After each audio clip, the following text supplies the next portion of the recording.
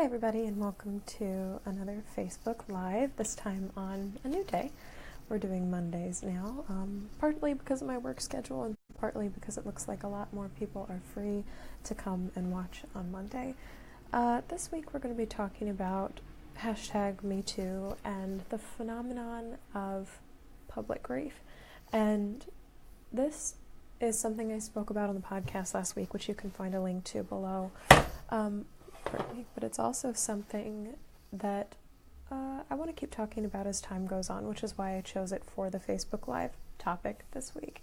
So, #metoo came about a little over a week ago last Sunday as a response to Alyssa Milano's tweet that said if everybody were to reply to this tweet, #metoo, if they have been sexually harassed, sexually assaulted, we would get a really good idea of the magnitude of this problem. And so she requested people tweet #metoo in response to her tweet, and within not even days but hours, the internet, Twitter, Facebook, Instagram were just flooded with stories of survivors of sexual assault, sexual harassment, and rape as a result of this tweet. And so there was just this powerful swelling of acknowledgement of this public grief.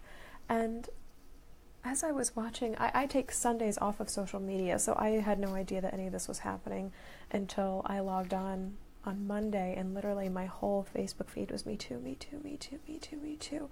And just this wrenching gut punch to my heart was just overwhelming, because it's not even people that I interact with every day, but like minor acquaintances and old roommates and family members, extended and close, that were posting this, and it was just very, very powerful. It was super powerful, and it just broke my heart. And I kept thinking about why movements like this on social media are so transformative, and it's because they are expressions of grief made public. The Me Too movement is grief made public, and you can see similar expressions of public grief in #Black Lives Matter. You can see it in #It Gets Better. You can see it in #Muslim in America. You can see it through a lot of hashtags, and each time a movement like this happens, it's another expression of this upswelling and this revealing of hidden griefs now being brought to light and now being made public. These are stories that have been living underground and coming through our ancestry and our lineage and our families and our communities for years and years and years and years and years and years and years. And when they get an opportunity to be spoken and heard, this is the way now in the 21st century that this happens. And there are some people that are looking around that are like, why do this? Why express public grief? And part of the biggest reason of it is because these stories need to be told. We need to tell stories not only to relieve ourselves of the burden of them, but to be able to see that there are other stories like ours out there, and that we are not alone in our survivalhood, that we are not alone in having experienced what we've experienced, and that there are other people in the world of all success levels, of all races, of all genders who have gone through what we're going through, and that this is something that's universal and that is being seen. This phenomenon of being seen in public grief is really important, because it is grief because it's a loss. We are not supposed to. We grieve sexual assault and sexual harassment because sexual assault and sexual harassment are not supposed to be our realities. They're not supposed to be what happens to us in this lifetime. Death we can expect, we hate it, but it comes.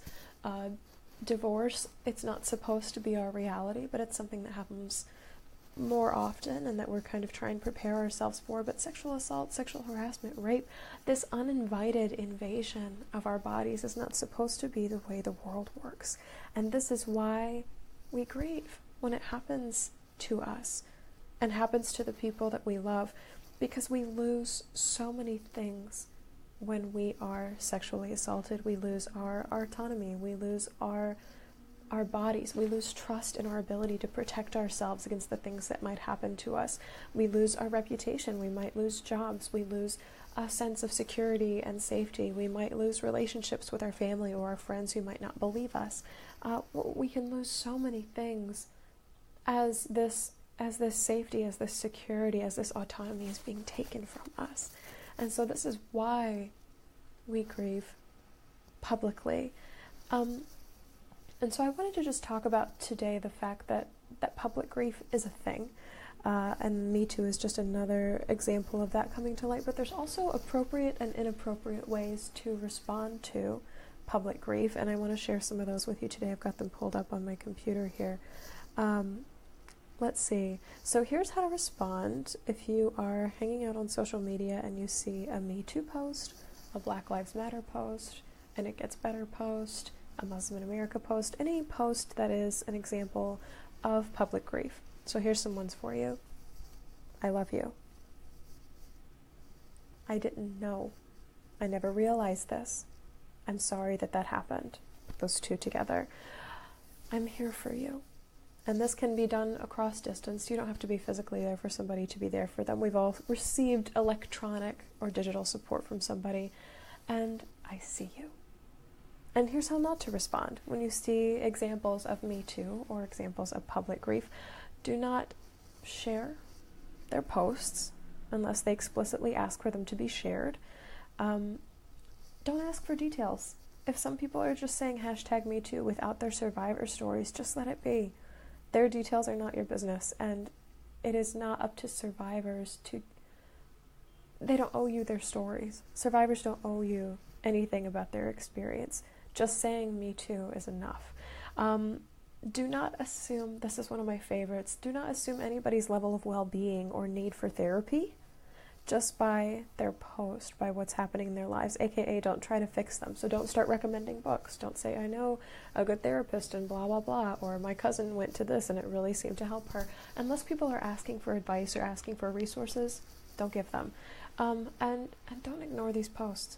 Don't ignore them, especially if you're a friend or a regular follower of the person who's posting. If you normally comment on what they do, if you normally give it a like, if you normally see it or say something about it to them in real life, don't not do something because the concept of public grief is too hard or too awkward. Say something and engage with them. Any of those statements above, I see you, I love you, I'm here for you, I'm so sorry, I didn't realize that happened. Just love, just acknowledgement and seeing somebody as an expression of love. And then I've got two more things for you today as a response to Me Too and the phenomenon of public grief. And these are two resources that I've actually used in my own process of coming back from sexual assault and sexual harassment. And these are RAINN, RAINN.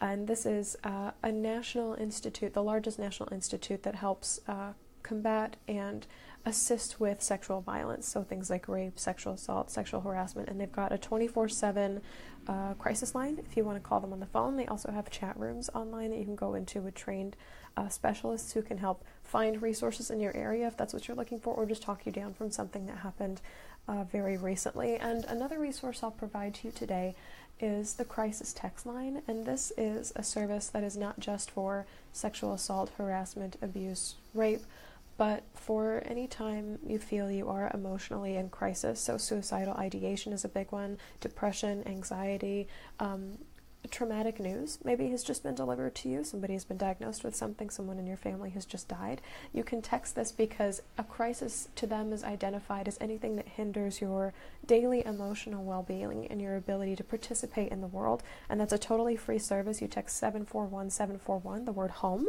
to 741-741, and you will be online with a trained volunteer almost immediately. The longest I ever had to wait, I believe, was about 3 minutes to get in touch with somebody, and they're very, very helpful. And they can also give you resources, but again, they're trained people that can talk you down from whatever's happening and kind of put you in a place where you're feeling hurt and you're feeling like you have some wherewithal to step back into your life, maybe not fully, but more than you were able to in the past. So both of those lines, RAINN and the crisis text line, have been supremely helpful for me in my own process of coming back from sexual assault, sexual harassment, rape, abuse, etc.